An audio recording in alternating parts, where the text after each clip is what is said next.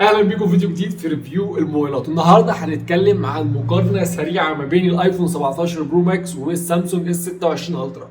هنركز في الفيديو ده على اهم الحاجات اللي انت بتدور عليها، زي استخدامك للموبايل، البطاريه هتقعد معاك قد ايه، الكاميرات، الحاجات اللي الناس او معظم الناس بتدور عليها.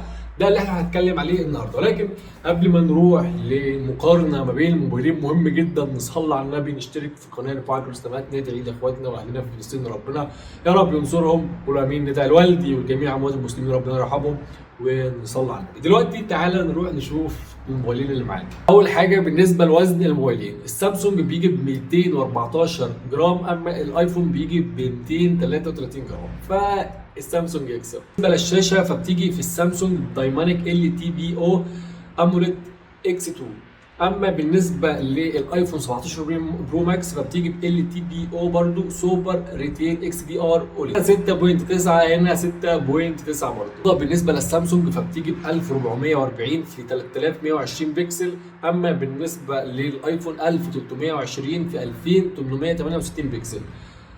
مليار لون كثافه 460 بالنسبه للايفون بيكسل، اما بالنسبه للسامسونج 498.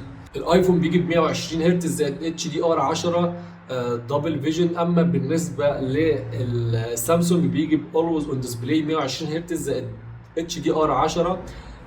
واللي زايد عليها كمان هي موضوع البرايفسي، ان هو موضوع الضجه اللي حاصله بخصوص الشاشه، ان انت اللي قاعد جنب منك ما يشوفكش. الميزه ديت مش موجوده في الايفون، وخلينا نتفق ان هي مش حاجه فيصليه يعني بخصوص تشتري موبايل، ولكن هي اضافه بتحسب للسامسونج. بالنسبه للكاميرات في الايفون فهو بيجي بثلاث كاميرات. الكاميرا الاساسيه 48 ميجا بكسل بفتحه عدسه 1.6 بمثبت بصري، والثانيه ب 48 ميجا بكسل للتقريب بفتحه عدسه 2.8 بمثبت بصري برضو او اي اس، والثالثه 48 ميجا بكسل للتصوير الواسع بفتحه عدسه 2.2 مع 3 دي.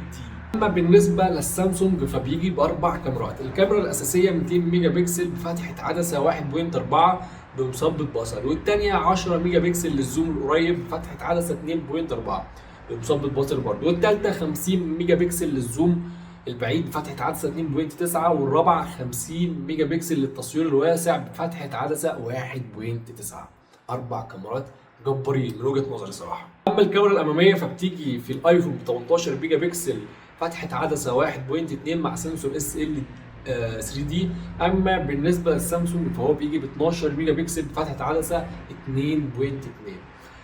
الاختلاف مش كبير في الاماميه، ولكن اعتقد ان الايفون يكسب في النقطه دي. بقى المعالج اللي بيجي منه سامسونج فهو معالج جبار جدا، سواء في الالعاب سواء في الجرافيك العالي، لانه بيجي بسناب دراجون 8 اليت جين 5 بتكنولوجيا 3 نانو.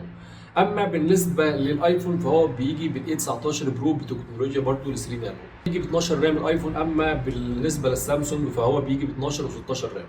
المساحة الداخلية بالنسبة للايفون 256 512 1 تيرا 2 تيرا، اما بالنسبة للسامسونج 256 512 1 تيرا فقط، ما بيزيدش عن كده. السوفت وير السامسونج بيجي باندرويد 16، اما بالنسبة لنظام التشغيل في الايفون فهو بيجي اي او اس 26. البطاريات، ودي نقطة مهمة جدا، البطاريات في السامسونج من 4832 ل 5088، اما بالنسبة للسامسونج فهي 5000 ملي امبير، يعني مش فرق كبير.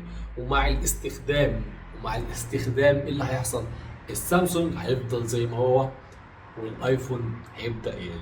فدي نقطة مهمة لازم تكون واخد بالك منها. بيدعموا الشحن السريع. بالنسبة للايفون فبيجي ب 40 واط، الشحن غير مرفق بعلبة اصلا، اما بالنسبة للسامسونج فهو 60 واط والشحن برضو غير مرفق بعلبة. يعني الموبايلين بيجوا من غير شواحن يا جدعان.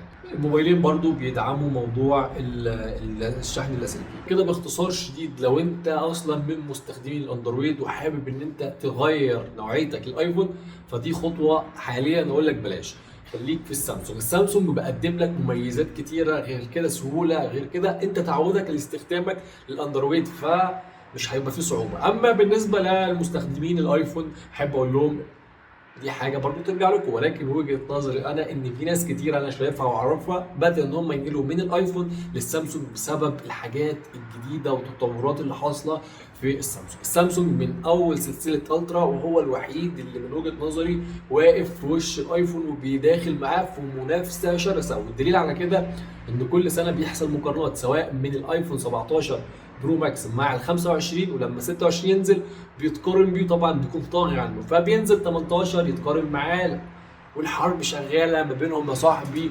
وبس كده في النهايه احب اقول لك ان دي كلها ارقام، دي كلها ارقام، في الاول في الاخر انت هتكون مرتاح وانت بتستخدم ايه. الموضوع برضه له علاقه نفسيه، اما لو انت جيت من ناحيه العمليه فالسامسونج عملي، من ناحيه حاجه كده بنت ناس وفشخره ومنظره وشغلك محتاج حاجه تكون مخليك واجهه قدام الناس، فالايفون يا صديقي لا فارق معاك ده ولا فارق معاك ده.